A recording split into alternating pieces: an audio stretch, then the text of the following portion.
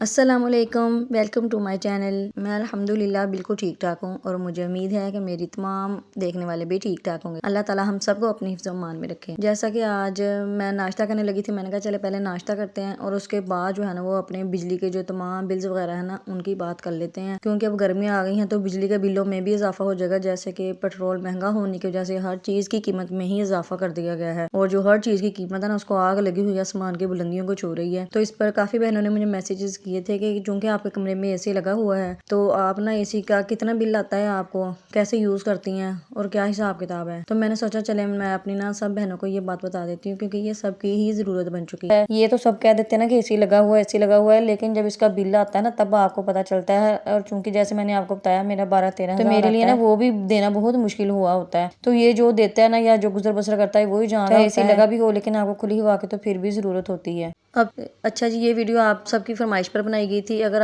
आपको ये वीडियो पसंद आई है, इसमें से कुछ भी पॉइंट्स जो आपको लगा है कि आपके काम के हैं, तो वीडियो को लाइक करके ना चैनल को सब्सक्राइब जरूर कर दिया करें। यही रेवेन्यू होता है हमारा कि जो हम इतनी मेहनत कर रहे होते हैं। चलिए ना सबसे पहले जो है वो एसी से ही स्टार्ट करते हैं। मैं अपने कमरे में जाती हूँ और आपको ना एसी दिखाती हूँ। पहले तो इस एसी का ना थोड़ा सा आपको बायोडाटा दे देती हूँ कि मेरे पास चूंकि जगह कम है तो बहुत से लोग ये पूछ रहे थे कि आपकी पेटियां वगैरह किधर रखी हुई हैं और आपका सोफा कहाँ है। तो जो मेरी पेटियां है ना वो मैंने किसी और के घर में जो किराए का एक कमरा लिया हुआ है जहाँ पे स्टोर रूम उनका भी सामान पड़ा हुआ है और मेरा भी, तो वहाँ पे मैं उनको रेंट पे कर रही हूँ। तो वहाँ पे मैंने पेटियां रखी हुई हैं और सोफे की चूंकि हमारे घर भी जगह नहीं थी, उस सोफे को बेच के मैंने सबसे पहले एसी लगवाया था। और वो जो मैंने एसी लगवाया था ना वो 14 या 15 हजार में लगवाया था। तो वो पुराने वाला एसी था, जिस तरह के पुराने मॉडल के एसी होते हैं वो वाला एसी था वो। लेकिन उस एसी से हमें उस वक्त तो वक्ती तौर पर सुकून हो गया, क्योंकि हमारे पास तब पैसे नहीं थे तो ना वो एसी, लेकिन वो बिल बहुत खाता था। वो बिजली इतनी ज्यादा खींचता था तो उसका बिल जो है ना 25, 30, 35 हजार इस तरह से हमें मंथली आता था। जाहिर है इतनी महंगाई के दौर में वो अफोर्ड बिल्कुल भी नहीं किया जा सकता। तो बस ना आज की वीडियो में मैं आपको यही बताने वाली हूँ कि आप बिजली की जो बचत है वो किस तरह से कर सकते हैं और मेरा बिजली का बिल कितना आता है, मैं क्या क्या चीजें यूज करती हूँ, फ्रिज बंद करती हूँ या नहीं करती, ओवन यूज करती हूँ या नहीं करती, और उसके बाद जो है वो कितने यूनिट्स पर हमें कितना बिल आ रहा है। तो ये सब चीजें जो मैं आज के जो है ना वीडियो में डिस्कस करूंगी। आपने इस वीडियो को फुल वॉच करना है, कहीं से भी स्किप नहीं करना। ये अगर वीडियो आप पूरी देख लेते हैं ना तो ये आपके लिए जो सारी गर्मियां है ना वो सुकून से गुजरेंगी और आपका जो है ना बिजली की आपको समझ बूझ आ जाएगी कि कितने एम्पेयर पर ना जो कितना बिल आ रहा होता है या कौन सी चीज़ है वो कितना लोड ले रही होती है। तो आज की ये सारी जो वीडियो है ना आपकी इन्फॉर्मेशन के लिए ही बनाई गई है। तो प्लीज़ आपने इस वीडियो को फुल वॉच करना है, ताकि ना जो इस महंगाई के दौर में आप भी अपने घर के चंद पैसे बचा सकें और उन्हीं पैसों से अपनी जो ज़रूरियात है ना तो वो पूरी कर सकें। ये जानने के लिए कौन सी चीज़ है ना जो कितने एम्पेयर ले रही है, तो आपको ना इस एम्पेयर मीटर की बहुत ज़रूरत होगी और मेरे ख्याल में ना ये हर घर में लगना चाहिए, क्योंकि हम बिला वजह में जो चीज़ें यूज़ कर रहे होते हैं ना हमें अंदाज़ा नहीं हो रहा होता। लेकिन जब ये एम्पेयर मीटर है ना जो हमारे घर में लग जाता है तो हम हर चीज़ यूज़ करने से पहले इसको ध्यान में रखते हैं कि कौन सी चीज़ कितना लोड ले रही है। इस तरह से हम जो फजूलियात में चीज़ें इस्तेमाल कर लेते हैं ना या लापरवाही से, वो बिल्कुल भी नहीं करते। एम्पेयर मीटर है जो वो मैंने ना लगवाया हुआ है, तो आप देख सकते हैं यहाँ पे मुख्तलिफ किस्म के मीटर और स्विच बोर्ड्स वगैरह आपको नजर आ जाएंगे। ये एम्पेयर मीटर के ऊपर वाला हिस्सा आपको वोल्ट बता रहा है और नीचे वाला हिस्सा आपको एम्पेयर बता रहा है। मतलब है कि ना हमारा जो है वो सिर्फ हाफ एम्पेयर चल रहा है, 1 एम्पेयर भी नहीं चल रहा इस वक्त। हालांकि जो इस वक्त जो है वो मेरी फ्रिज भी चल रही है और एलईडी लाइट्स जो है कमरे में वो 2 लाइट्स मेरी चल रही हैं इस वक्त, और साथ में ये जो वाईफाई का कनेक्शन किया हुआ है ना वो डिवाइस भी चल रही है और ये आप देख सकते हैं कि सिर्फ जो है आधा एम्पेयर ले रही है। अब वो कैसे, अब जो है ना मैं जाके वो 2 लाइट्स जो है कमरे की वो मैं बंद करके आपको दिखाती हूँ। तो देखिए अब डिवाइस भी चल रही है और फ्रिज भी चल रही है। ये देखें ये आधे से भी कम एम्पेयर है ना जो वो चल रहा है, आप देख सकते हैं। ये देखें, और अगर मैं ज़्यादा से ज़्यादा भी यूज़ करूँ ना तो सारा दिन जो है ना वो मेरा हाफ एम्पेयर ही चल रहा होता है, इससे ज़्यादा मेरा बिल्कुल भी नहीं चलता। तो मैं अब आपको यही तरीका बताने वाली हूँ कि आपने करना क्या है। पहले अब बात है जो मैं आपको ना कुछ पॉइंट्स बताने वाली हूँ जिनको आपने अमल करना है। इन पॉइंट्स को बताने के बाद भी मैं आपसे शेयर करूंगी कि कौन कौन सी कंपनीज की चीज़ें आप यूज़ करें जिसकी वजह से जो है ना वो आपके जो बिजली के बिल है ना वो कम आएंगे, वो चीज़ें कम लोड खींच रही हैं। इसलिए ना आपने इस वीडियो को छोड़ कर बिल्कुल भी नहीं जाना और लास्ट तक देखना है। बड़ी मेहनत से मैंने ये वीडियो बनाई है। सबसे पहले ये है कि गैर जरूरी लाइट्स और जो पंखे है ना उनको आपने बंद कर देना है। अक्सर हम भूल जाते हैं, कमरे से निकलते वक्त जो है ना वो लाइट और पंखा चलता ही रहता है। तो आपने बच्चों को भी इस बात की ना आदत डालनी है कि बेटा जब भी आपने ना कमरे से निकलना है तो आपने लाइट भी बंद कर देनी है और अगर कोई नहीं बैठा हुआ ना तो पंखा भी बंद कर देना है। तो अगर तो आपके घर में ना हर तरफ से रोशनी आ रही है, खुला और हवादार घर है ना आपका, तो फिर तो आपको लाइट्स वगैरह ऑन करने की बिल्कुल भी जरूरत नहीं है। आप जो कर्टन्स वगैरह हैं वो हटा लें और जो कुदरती रोशनी है ना उससे फायदा उठाएं। लेकिन अगर आपका घर मेरी तरह है, चूंकि बंद है हर तरफ से और किसी जगह से भी इतनी हवा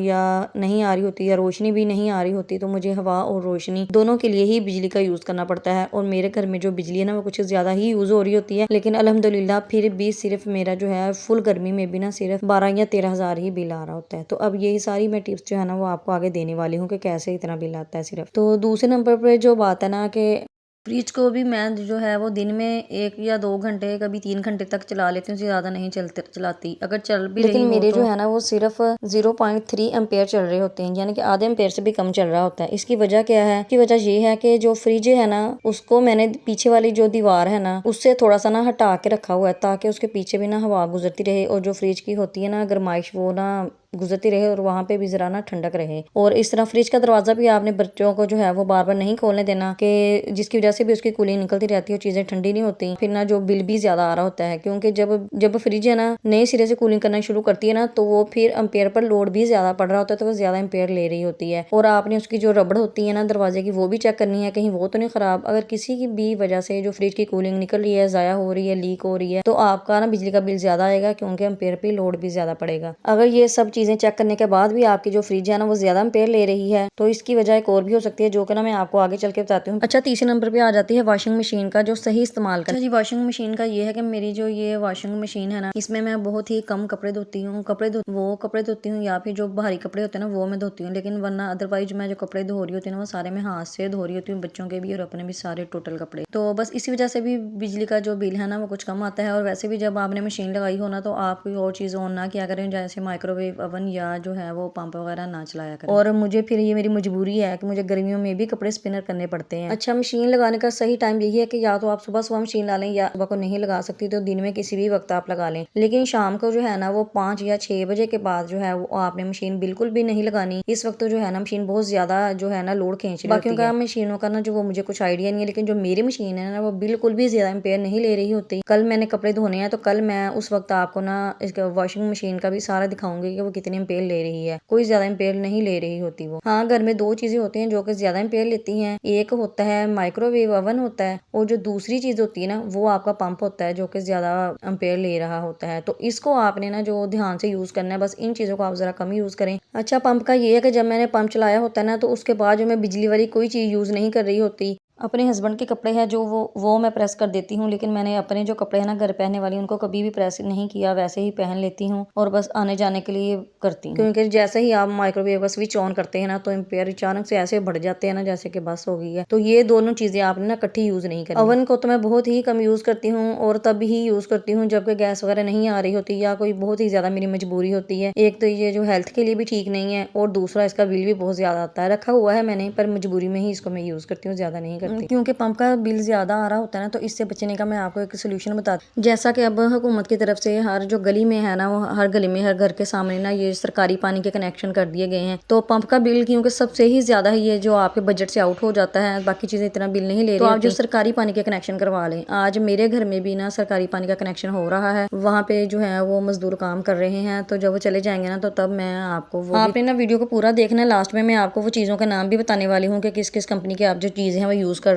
रही हूँ, जिसकी वजह से ना मुझे बिल कम आ रहा है। अच्छा जी, तो एक और बात है कि अगर ना बिजली के ये जो स्विच ऑन होते हैं ना तो आपने होल्डर्स अंदर लगाए होते हैं, और चाहे मशीन बंद भी हो, इस्त्री जैसे इस्त्री का स्विच लगाया होता है, इस्त्री बंद है तो उसका स्विच प्लग लगा हुआ है, स्विच चाहे बंद भी है तो भी आपको उसका ना वो थोड़ा बहुत बिजली जो खींच रहा होता है उसका बिल आ रहा होता है। इस तरह जो माइक्रोवेव के प्लग लगे होते हैं या टीवी वगैरह के चार्जर्स के किसी भी चीज़ के ये जो प्लग लगे होते हैं ना तो ये भी थोड़ी बहुत बिजली खींच रहे होते हैं। वैसे भी ये नुकसानदेह होते हैं, जैसे कि अगर कोई वायर वगैरह लटक रही हो तो बच्चा जो छोटा है वो मुंह में लगा लेता है, पता ही नहीं चलता। तो इस तरह से भी जरा आपको बच्चों की भी केयर करनी पड़ती है और वैसे भी ये बिल भी ज्यादा ले रही होती है। तो इन चीज़ों को भी ना आपने खासकर फिर ध्यान रखना है। अच्छा, ये जो पुरानी इस्त्रियाँ होती है ना ये भी बहुत ज्यादा जो है ना बिजली ले रही होती है। सिर्फ इस्त्री नहीं, जितनी भी पुरानी चीजें हैं ना वो ज्यादा बिजली ले रही होती हैं। तो आपने कोशिश करना है कि अगर आपके पास पुरानी इस्त्री है या जो पुरानी वाली जो है गैजेट्स पड़े हुए हैं ना, ये जो सारी चीजें पड़ी हुई हैं, फिर जैसे फ्रिज, एसी या माइक्रोवेव जो ये पुराने पड़े हुए हैं, तो अगर आपने इनको यूज कर रही है ना तो आपने ना टाइम के हिसाब से ही यूज करना है। और जो 6 बजे से